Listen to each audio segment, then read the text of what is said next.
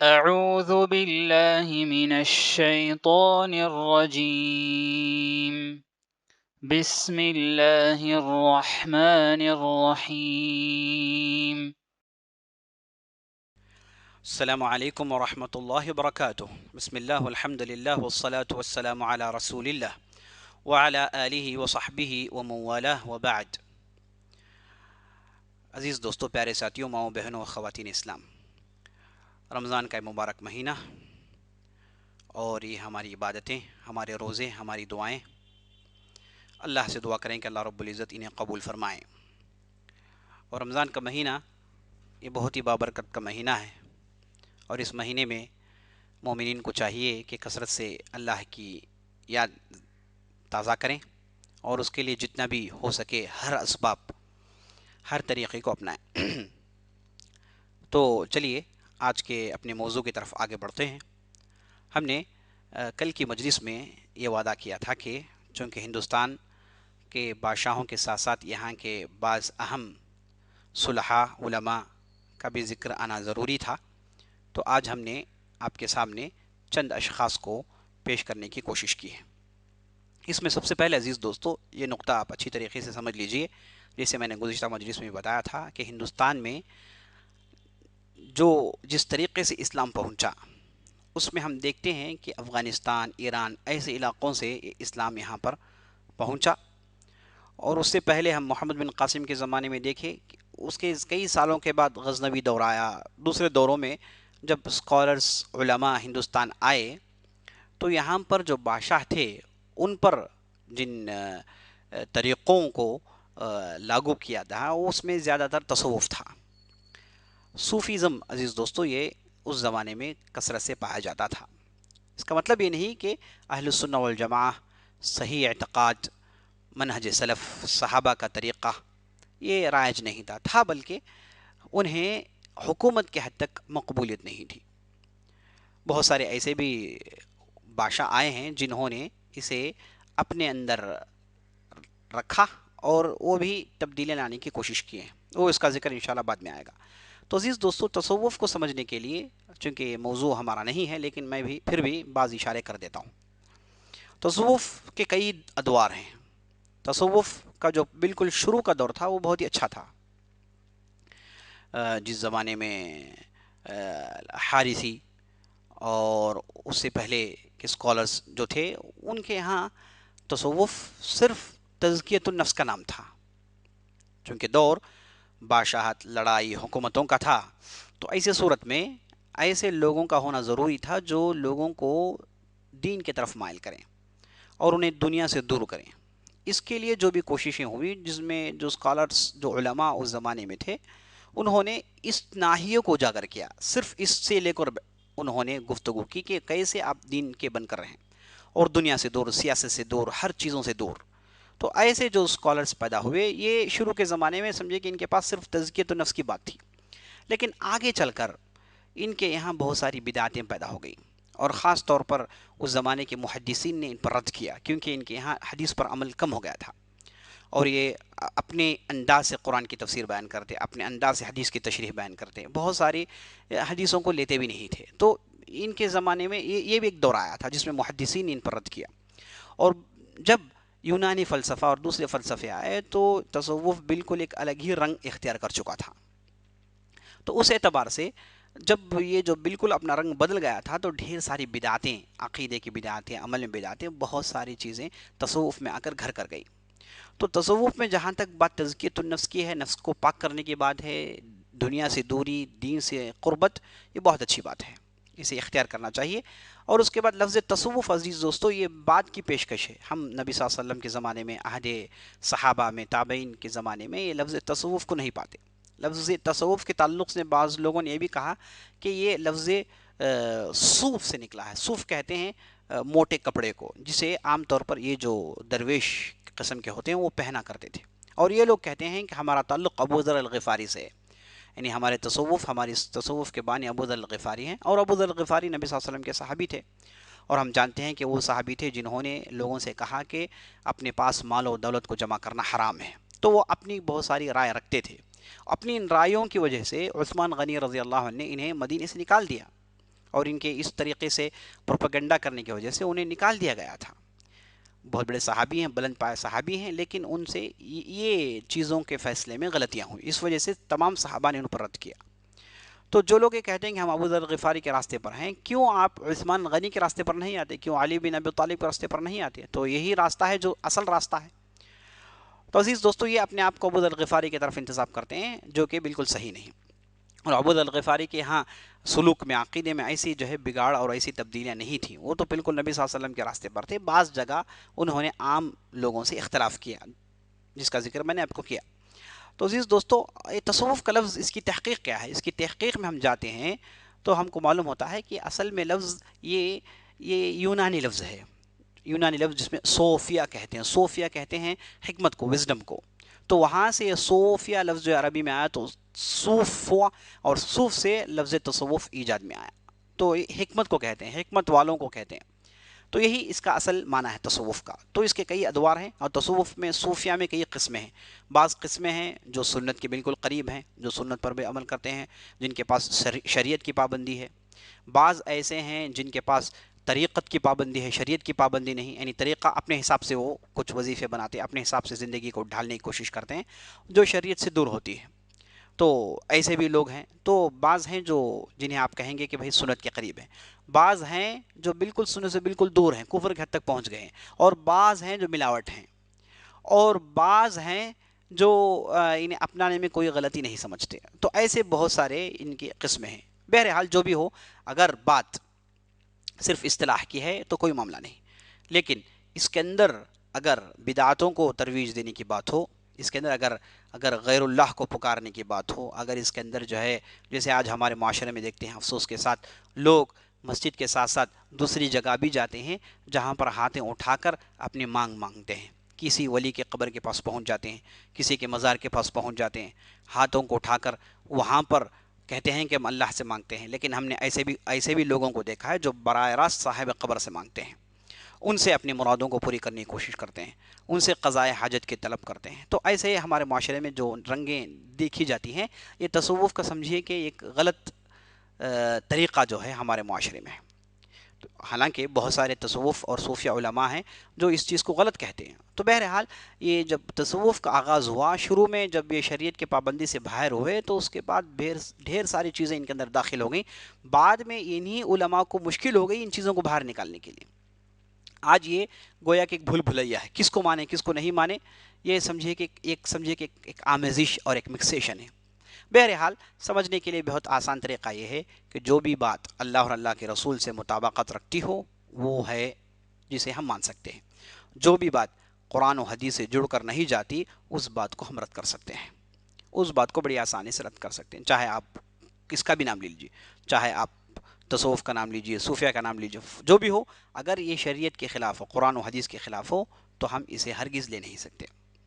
اور جیسے ہمارے معاشرے میں دیکھتے ہیں کہ کیا نئی نئی اصطلاحاتیں آ گئی ہیں، اور کیسی باتیں آ گئی ہیں، اور غیر اللہ کو پکارنے کے لیے انہوں نے کیسے جسٹیفیکیشنز نہیں دیے ہیں. تو ان چیزوں کا عزیز دوستو ہم قبول نہیں کر سکتے، کیونکہ ہم شریعت کے پابند ہیں، اور جو لوگ شریعت کے پابند نہیں ہیں وہ خطرے میں ہیں.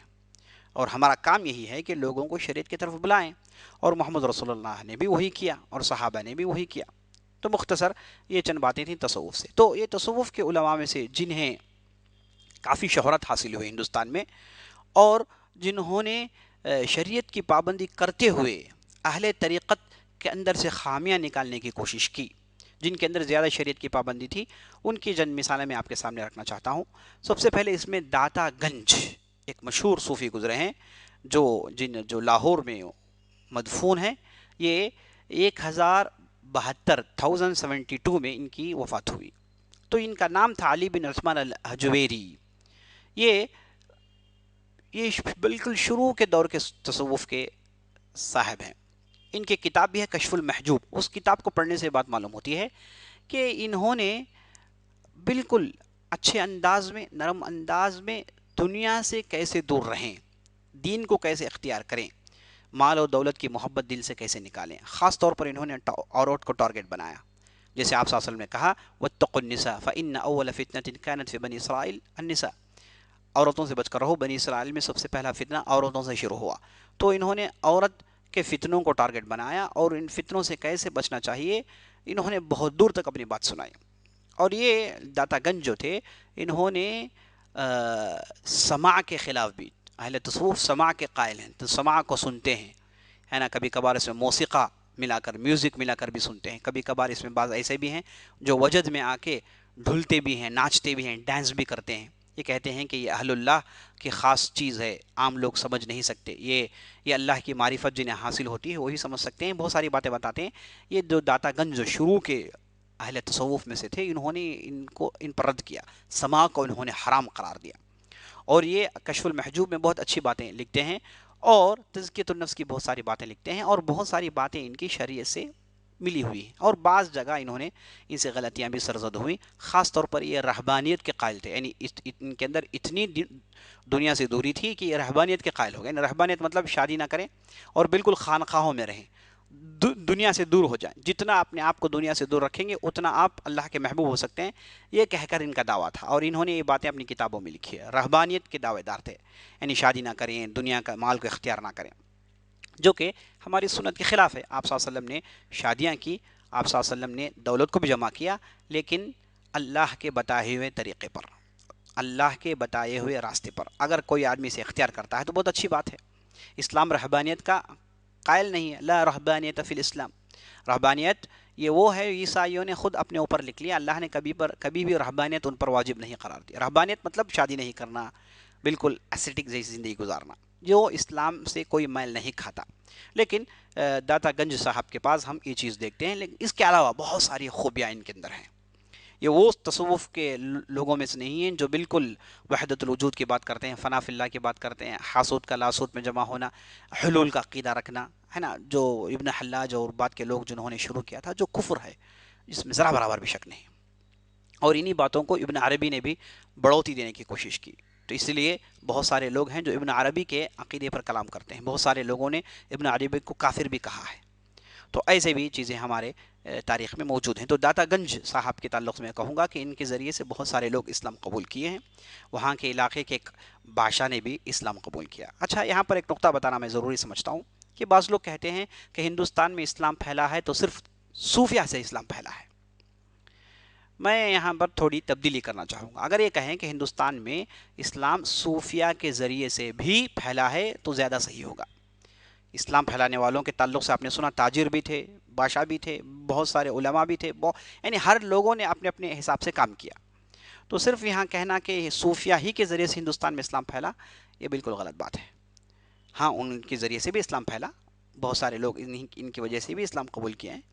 ابھی آپ دیکھیں گے کہ دوسروں کے ذریعے سے، تاجروں کے ذریعے سے، علماء کے ذریعے سے اسلام قبول کرنا زیادہ تھا بنسبت اہل تصوف کے. کیونکہ تصوف کا مین مورل، مین آئیڈیا، بنیادی بات یہ ہے کہ وہ ایک آدمی کو اسلام میں لانے سے زیادہ اس آدمی کے تعلق سے زیادہ فکر مند ہوتے ہیں جو مسلمان ہے لیکن اللہ سے دور ہے، جو مسلمان ہے جو دنیا میں پڑا ہوا ہے، جو مسلمان ہے عیش و عیاشی میں پڑا ہوا ہے. وہ یہ کہتے ہیں کہ اس کا بدلنا ایک مسلمان کے بدلنے سے زیادہ بہتر ہے. تو اس اعتبار سے جب ہم جو ہے مطالعہ کرتے ہیں تو بات معلوم ہوتی ہے کہ اسلام میں ان سے بعض لوگ داخل ہوئے لیکن اتنا نہیں جتنا کہا جاتا ہے، اور ان کے علاوہ لوگوں سے زیادہ اسلام داخل ہوا ہے، لوگ اسلام میں داخل ہوئے ہیں. تو عزیز دوستو، یہ داتا گنج تھے. انہیں پڑھنا بہت ضروری ہے. خاص طور پر آج کا جو تصوف میں جو نئی نئی باتیں آ گئی ہیں وہ ان کی کتابوں میں نہیں ہیں. تو یہ جو فتوحات مکیہ، فصوص الحکم، اور اس کے بعد عوارف المعارف، جو بعد میں تصوف کی کتابیں لکھی گئی ہیں، وہ کتابوں سے پہلے ان کی کتاب کشف المحجوب ہے. اگر اس کا مطالعہ کریں تو ہم کو معلوم ہوتا ہے کہ کس حد تک اس زمانے میں تصوف پاکیزہ تھا اور کس حد تک ان کے پاس سنت کے قریب عمل کرنے کا مادہ موجود تھا. تو 1072 میں ان کی وفات ہوتی ہے. ان کے ہاتھ ایک مشہور راجہ جس کا نام رائے راجو تھا، وہ اسلام قبول کرتا ہے، اور انہوں نے بہت سارے لوگوں کو اسلام میں داخل کیا. تو کافی مشہور ہیں، اور کافی مشہور ہے داتا گنج، کافی مشہور شخصیت ہے، اسی لیے میں نے ضروری سمجھا کہ ان کا ذکر آئے. اور اس کے بعد نمبر 2 پر ہے خواجہ معین الدین چشتی. خواجہ معین الدین چشتی جن کی وفات 1235 عیسوی میں، 1235 میں ان کی وفات ہوئی. اور ان کے تعلق سے یہ کب آئے؟ ان کے تعلق سے میں نے آپ کو بتایا کہ یہ محمد غوری کے زمانے میں آئے تھے. بعض لوگ کہتے ہیں کہ ان سے پہلے یہ آئے تھے. یہ ہندوستان میں آئے، مختلف علاقوں میں رہے، اور اس زمانے میں دلی سے زیادہ اجمیر مشہور تھا. وہاں کی تجارت کی وجہ سے، تو یہ آخرکار اجمیر چلے گئے اور ان کی وفات اجمیر میں ہوئی۔ اب تعجب کی بات یہ ہے کہ ان کے تعلق سے جتنے بھی قصے سنائے جاتے ہیں، یہ قصوں کی کوئی بنیاد نہیں، کیونکہ ان کے تعلق سے جو پہلی کتاب لکھی گئی اس کتاب کا نام ہے سیر العارفین۔ اس کتاب کے لکھنے والے شخص کا نام ہے شیخ جمالی، جو معین الدین چشتی رحمۃ اللہ علیہ کی وفات کے لگ بھگ 200-300 سال کے بعد یہ کتاب لکھی گئی۔ 200-300 سال کے بعد یہ کتاب لکھی گئی، تو لکھنے والے شخص کا نام شیخ جمالی تھا۔ انہوں نے سیر العارفین کے نام سے کتاب لکھی، اس میں بہت سارے واقعات کو صاحب نے ذکر کیا۔ ایسے واقعات ہیں جن کی کوئی بنیاد نہیں ہے، کوئی بنیاد نہیں۔ کیسے بنیاد ہو سکتی ہے؟ کتاب اگر 300 سال کے بعد لکھی جائے، اور یہ کتاب لکھتے وقت انہوں نے فائدہ کسے اٹھایا، کس سے استفادہ کیا؟ عام لوگوں سے، اور جو زبان زدے عام واقعات تھے انہیں سن کر وہ لکھتے ہیں۔ ہم کو معلوم ہے کہ ایک واقعات اگر اس پر ایک دن بھی گزر جائے، ایک ہفتہ بھی گزر جائے، اگر اسے لکھ کر درج نہیں کیا جائے تو کس حد تک اس کے اندر تبدیلیاں آ جاتی ہیں، کس حد تک تبدیلیاں آ جاتی ہیں، کہیں کا کہیں ہو جاتا ہے، آوے کا آوا بگڑ جاتا ہے۔ تو اگر کسی کے تعلق سے 300 سال کے بعد لکھیں، اور لکھنے کے ذرائع جو تھے تو لوگوں کی باتیں تھیں، تو آپ تصور کریں کہ کس حد تک اس کے اندر حق ہو سکتا ہے۔ تو معین الدین چشتی رحمۃ اللہ علیہ کے تعلق سے صرف اتنا ہی معلوم ہے کہ وہ محمد غوری کے زمانے میں آئے، اور ان کے ذریعے سے بہت سارے لوگوں کو فائدہ ہوا۔ ان کے شاگرد بہت سارے تھے، ان کے شاگرد میں جن کا ذکر انشاءاللہ آنے والا ہے، سلطان المشائخ نظام الدین اولیاء جنہیں کہا جاتا ہے، وہ ان کے شاگردوں میں سے تھے، اور بہت سارے جو ان کے شاگرد تھے جن کے ذریعے سے لوگوں کے اندر دین کے قریب آنے کا وہ تصور، وہ مادہ پیدا ہوا۔ تو ان کے تعلق سے اتنا ہی کہا جا سکتا ہے، اس کے زیادہ جو ہے، یہاں تک کہ ان کے سن وفات میں بھی اختلاف ہے کہ یہ 1235 کی جو ان کی وفات تھی، جب ان کی عمر لگ بھگ 96 یا پھر 97 سال، 96 یا 97 ایج تھی ان کی، اس وقت ان کی وفات ہوئی۔ تو اس تعلق سے بھی اختلاف ہے کہ ٹھیک کس زمانے میں وفات پائے۔ اچھا، ان کے یہاں جو درگاہ بنی گئی ہے، اس کے تعلق سے مورخین یہ کہتے ہیں کہ یہ درگاہ، ان کی وفات ہوئی 1235 میں، ان کی درگاہ بنا گیا 1464 میں، 1464 میں درگاہ بنی گئی، اور ان کی وفات ہوئی 1235 میں۔ کتنے سال بعد؟ دیکھیے، ایک لمبی مدت، لگ بھگ 200 سال کے بعد یہاں پر درگاہ بنائی گئی، اور درگاہ بنانے کے لیے جس نے کوشش کی، وہ صاحب کا نام تھا خواجہ حسین ناگوری۔ یہ صاحب نے کوشش کی، یہ ایک سلسلے صوفی کے ایک سلسلے سے ان کا تعلق تھا، جو طریقت کے قائل تھے۔ تو انہوں نے اس وقت کے گورنر، جن کا نام سلطان محمود خلجی تھا، انہیں ابھارا، اور ابھار کر انہوں نے وہاں پر ایک درگاہ بنائی۔ تو 200 سال کے بعد درگاہ بنائی گئی، 300 سال کے بعد ان کے تعلق سے لکھا گیا۔ تو عزیز دوستو، آپ تصور کریں کہ کس حد تک حقائق ہمارے سامنے آ سکتے ہیں۔ تو ان کے تعلق سے اتنا ہی عزیز دوستو، ان کی نہ کوئی کتاب ہمارے درمیان موجود ہے، نہ ان کے تعلق سے زیادہ تفصیل ہمارے پاس موجود ہے، سوائے یہ کتاب کے جس میں آپ پتہ نہیں مان سکتے ہیں کہ نہیں مان سکتے ہیں، من گھڑ کہانیاں بہت ساری ہیں، اور تعارضات بہت ہیں، سبحان اللہ۔ تو پتہ نہیں کس حد تک ہم اس پر اعتماد کر سکتے ہیں۔ ان کی پیدائش سجستان میں ہوئی، اسی لیے انہیں بعض لوگ سنجیری بھی کہتے ہیں، اور سمرقند میں یہ کئی زندگی تک زندہ رہے، بہت مدت تک زندہ رہے، اور اس کے بعد ان کے استاد خواجہ عثمان ہارونی تھے، جن سے انہوں نے فیض حاصل کیا، اور وہاں سے یہ نکل کر ہندوستان پہنچتے ہیں۔ کہا جاتا ہے کہ ان کے استاد نے انہیں ہندوستان بھیجا تھا، اور اس وقت کے حالات کا جب ہم مطالعہ کرتے ہیں تو بات معلوم ہوتی ہے کہ حالات ایسے ہو گئے کہ جہاں تتاریوں کے حملے کی وجہ سے ان علاقوں میں رہنا مشکل ہو گیا تھا، تو لوگوں نے ہجرت کر کر کے ہندوستان میں آنے کی کوشش کی۔ اتنی باتیں تھیں عزیز دوستوں خواجہ معین الدین چشتی کے تعلق سے۔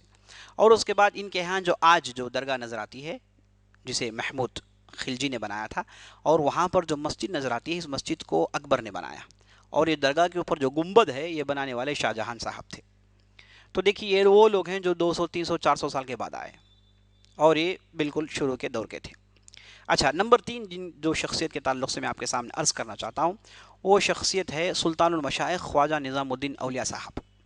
ان کی پیدائش بدایون میں ہوئی، جو یو پی کے اندر ایک علاقہ ہے، اور وفات یہ دلی میں ہوئی، اور یہ خواجہ معین الدین چشتی کے شاگردوں میں سے تھے، اور یہ ایسی شخصیت تھی جنہیں اللہ نے کافی شہرت دی تھی۔ یہ اس زمانے میں بہت مشہور تھے، لگ بھگ ان کی وفات 1330 کے آس پاس کی ان کی وفات ہے، ٹھیک سے نہیں کہا جا سکتا۔ تو یہ کافی مشہور شخصیت تھی۔ یہ جب اپنے عروج پر تھے، انہیں خلجی زمانے میں عروج ملا، خلجیوں نے انہیں عروج دیا، خاص طور پر جلال الدین خلجی اور علاؤ الدین خلجی کے زمانے میں یہ عروج پر تھے، ان کی شہرت عروج پر تھی. تو یہ اس وقت انہیں جو ہے بادشاہوں سے جوڑ کر دیکھا جا سکتا تھا. یہ تھے تصوف کے قائل، لیکن ان کے یہاں امیرانہ زندگی تھی، مال و دولت کی فراوانی تھی، لیکن شروع میں کافی تکلیف میں تھے. جب دلی آئے تو کافی مسکنت تھی، کافی فقیری تھی، یہاں تک کہ رہنے کے لیے گھر نہیں تھا. کئی مرتبہ یہ سڑکوں میں زندگی گزارے تھے، اور یہاں تک کہ ایک مرتبہ انہیں جب گھر سے نکال دیا گیا کرایہ نہ دینے کی وجہ سے، تو یہ گھر سے نکلے تو صرف ان کے پاس کتابیں تھیں، باقی کوئی چیز نہیں تھی. اور سلطان المشائخ نظام الدین اولیاء کے تعلق سے یہ اولیاء وغیرہ جو ہے بعد میں انہیں دیے گئے القاب ہیں. ان کا نام تھا محمد، غالباً سید محمد ان کا نام تھا، تو یہی ان کا نام تھا. تو یہ دلی میں اپنے عروج کو پہنچتے ہیں اور خانقاہ بناتے ہیں شروع میں، اور اس کے بعد خانقاہ کو شہرت ملتی ہے، لوگ یہاں آنے لگتے ہیں، بڑے بڑے لوگ یہاں آنے لگتے ہیں جہاں پر یہ دینی تعلیم دیتے تھے. تو یہ شریعت اور طریقت دونوں کو جوڑ کر دیکھتے تھے، اور ان کے پاس شریعت کی زیادہ اہمیت تھی، کیونکہ وہ خود بہت بڑے علماء سے وہ فقہ پڑھ چکے ہیں، بہت بڑے علماء سے انہوں نے حدیث پڑھی ہے، تفسیر پڑھی ہے، تو انہیں کافی شریعت کا علم تھا. اس وجہ سے بہت ساری بدعتوں سے، بعد کے قبر پرستی اور دوسری چیزوں سے کافی دور تھے، اور یہی ان کے شاگردوں کے تعلیم دیتے تھے، اور شاگردوں کو بہت دور تک پہنچاتے تھے. جائیں، جا کے لوگوں کے اندر اسلام پھیلائیں، لوگوں کے اندر دین پھیلائیں، لوگوں کو نماز کی طرف بلائیں، روزوں کی طرف بلائیں. یہ خود شریعت کے بہت بڑے پابند تھے. اچھا، ان کے تعلق سے جو واقعات ہم کو ملتے ہیں، وہ واقعات اصل میں لکھنے والے شخص کا نام ہے محمد حسن سنجیری. یہ دو شاعروں میں سے ایک شاعر تھے خلجی زمانے کے، جن کا ذکر میں نے آپ کو کیا تھا. اور یہ جو شاعر تھے یہ کافی سلطان المشائخ نظام الدین اولیاء کے قریب تھے، تو انہوں نے ان کے واقعات کو لکھا ہے. تو آنکھوں دیکھے واقعات کو لکھا ہے، جس کا نام ہے فوائد الفؤاد. فوائد الفؤاد ایک کتاب ہے جس میں انہوں نے ان کے واقعات کو لکھا ہے. اچھا، اس کتاب میں تعجب کی بات ہے، یہ کہتے ہیں کہ ان کی زندگی میں، نظام الدین کی زندگی میں کبھی بھی جو جتنے بھی واقعات نقل ہوئے ہیں ان میں سے صرف ایک ہی ایسا واقعہ ہے جس میں ایک آدمی کے مسلمان ہونے کا ذکر ہے. یعنی پورے جتنے بھی واقعات اس کتاب میں ہیں اس میں صرف ایک آدمی کے مسلمان ہونے کا ذکر ہے، ورنہ عام طور پر ان کی شکایت ہوا کرتی تھی. یہ کہتے تھے کہ عام ہندو اسلام قبول نہیں کرتے. عام ہندو اسلام قبول کرنے کا صرف ایک ہی طریقہ ہے کہ وہ مسلمانوں کے ساتھ رہیں، اور مسلمان انہیں اچھی تعلیم دے، مسلمانوں کے اچھے اخلاق دیکھیں گے تو ہی مسلمان ہو سکتے ہیں. تو یہ عام ہندوؤں کے تعلق سے کہتے ہیں کہ یہ اسلام کے قریب نہیں آتے، اسلام کو نفرت سے دیکھتے ہیں. یہ شکایتیں ان کی کتاب میں موجود ہے. تو صرف ایک آدمی کے مسلمان ہونے کا ذکر ہے. تو آج جو دعویٰ کیا جاتا ہے کہ سارا ہندوستان انہی کے وجہ سے مسلمان ہوا، یہ بالکل غلط دعویٰ ہے عزیز دوستو. تو یہ خود ان کی کتاب سے ہم کو بات مل رہی ہے. فوائد الفواد ہے کتاب، ترتیب دینے والے محمد حسن سنجیری جو مشہور شاعر تھے. تو ان کا نام جیسے میں نے آپ کو بتایا سید محمد تھا، اور ان کے استاد جن سے انہوں نے فقہ پڑھا ان کا نام شمس الدین خوارزمی، اور جن سے انہوں نے حدیث پڑھا جن کا نام کمال الدین تھا، جن سے انہوں نے مشارق الانوار جیسی کتابیں پڑھی، اور اس کے بعد دینی تعلیم کو انہوں نے اپنے پاس جاری رکھا. اور یہ بہت زیادہ کتاب پڑھنے، قرآن حدیث پر عمل کرنا پسند کرتے تھے، اور خلجیوں کے زمانے میں انہیں عروج ملا. اور ان کے تعلق سے جو بھی واقعات نقل ہوئے ہیں ان میں ایک چیز ضرور بیان کرنا چاہوں گا، وہ یہ ہے کہ یہ سماع کے قائل تھے، یعنی موسیقہ کے ساتھ قوالی سننا اور مجلسوں میں جانا، یہ سننے کے قائل تھے. تو جب غیاث الدین تغلق کی حکومت ہوئی تو غیاث الدین کو معلوم ہوا کہ یہ اس چیز کے قائل ہیں، تو اس نے لگ بھگ 200 سے زیادہ علماء کو جمع کیا. تو ایک سمجھے کہ منظر مناظرے کا منظر ہو گیا. ایک طرف یہ نظام الدین صاحب اولیاء، ایک دوسری طرف علماء، تو دونوں کے درمیان بڑی گرم بحث ہوئی. کہا جاتا ہے 4-5 گھنٹے تک مجلس چلتی رہی. تو آخر کار مجلس کو ختم کرنے میں نظام الدین اولیاء کا ہاتھ تھا. انہوں نے کہا کہ نبی صلی اللہ علیہ وسلم کی ایک حدیث ہے جس میں سماع یعنی ایسے موسیقہ اور ایسے چیزوں کو سننے کی دلیل ملتی ہے. لیکن تعجب کی بات ہے کہ کسی مورخ نے اس حدیث کو نقل کیا ہی نہیں. تو بعد کے لوگوں نے کہا کہ اصل میں یہ ان سے مغالطہ ہو گیا تھا، وہ کسی ایک صحابی یا پھر کسی تابعی یا پھر بعد کے لوگوں کا قول نقل کر رہے تھے جسے انہوں نے حدیث کہہ دیا ہو، یا پھر اس واقعے کو نقل کرنے والوں نے حدیث کہہ دیا ہو. تو یہ نقل کرنے کے بعد، یہ بیان کرنے کے بعد مجلس ختم ہو جاتی ہے. غیاث الدین تغلق نے کہا کہ تم چاہے تو سماع سنو، میں دوسرے فرقوں کو سماع سننے سے روکتا ہوں. اور اس کے بعد بڑی عزت کے ساتھ انہوں نے نظام الدولیہ کو رہا کر دیا، یعنی واپس بھیج دیا. تو نظام الدین صاحب جو تھے یہ دنیا دار لوگوں کو پسند نہیں کرتے تھے. اللہ اکبر. علاؤالدین خلجی کے تعلق سے آتا ہے کہ علاؤالدین خلجی جو دین سے دور تھا لیکن اس نے کئی مرتبہ ان سے ملاقات کرنے کی خواہش کا اظہار کیا، تو انہوں نے ایک مرتبہ صاف کہہ دیا کہ میرے گھر کے 2 دروازے ہیں، اگر تم ایک دروازے میں داخل ہوگے تو میں دوسرے دروازے سے نکل جاؤں گا، یعنی میں ایسے لوگوں سے ملنا چاہتا ہی نہیں، عمرا سے، مالداروں کے ساتھ مل بیٹھنا یہ میرا طریقہ ہی نہیں۔ تو اس میں ان کی جو ہے اخلاق کے بلند اقدار کا جو ہے اظہار ہوتا ہے۔ تو عزیز دوستو، اسی طریقے سے غیاث الدین تغلق کے زمانے میں انہیں اور غیاث الدین تغلق کے درمیان کافی کشیدگی تھی، دوری تھی۔